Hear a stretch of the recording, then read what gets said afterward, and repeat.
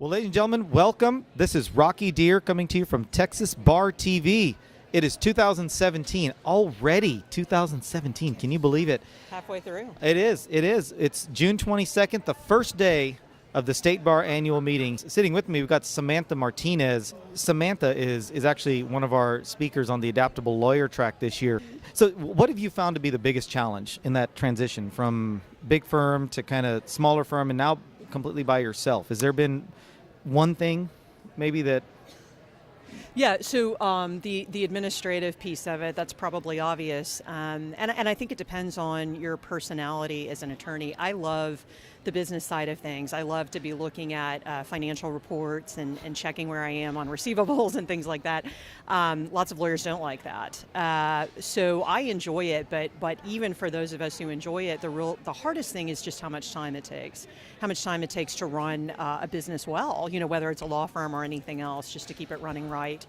And that's really where I've found myself, one step shy of exhausted most of the time. I'm sure. So I'm not talking about billables here, but just overall work. Would you say it's more work being a solo than being in a small firm versus in a big firm, or same hours just allocated differently? Right. That's such a great question. I don't know the answer, and I think it's probably different for everyone. But certainly, you're going to have a level of administrative work in whatever of these venues it is, because in the big firm you have committees and you have lots of really important administrative emails and things like that go Sure. around as well. Yeah, Absolutely. and of course business development, which is a whole other topic. That's universal. We Yes.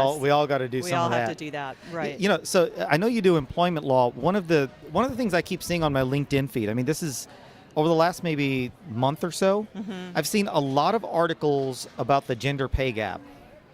And I have to tell you that sort of surprises me a little bit, because I thought by now we would either we would have crossed that and not had that issue anymore, or that we'd be on our way.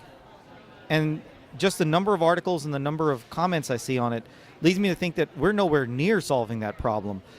What is your opinion on that? And is gender still an issue you see a lot in your practice? Yeah, well, it's a real hot topic these days. Like anything else, causes of action come Sure. and go.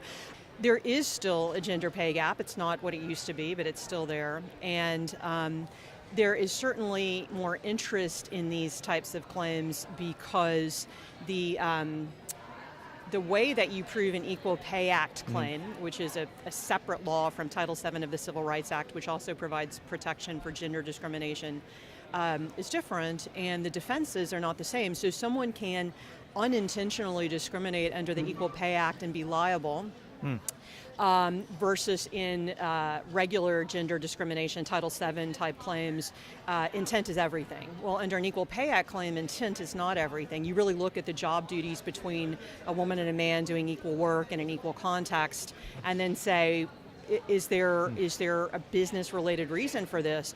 And there's been a lot of studies about how women comport themselves in negotiations for salaries. Sure.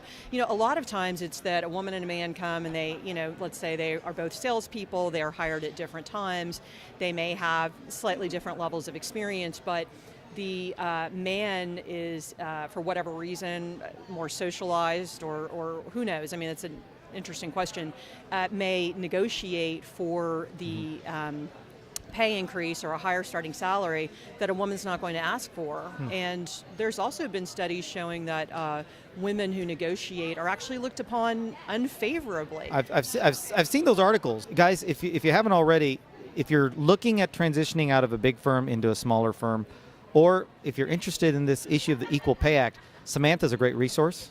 We've known each other for years. She's a lot of fun to work with. So reach out to Samantha Martinez. Well, ladies and gentlemen, Samantha, thank you for being here. Thank you so much. Thanks, Rocky. And thank you guys for being here. This is Rocky Dhir signing off for Texas Bar TV. We'll see you next time.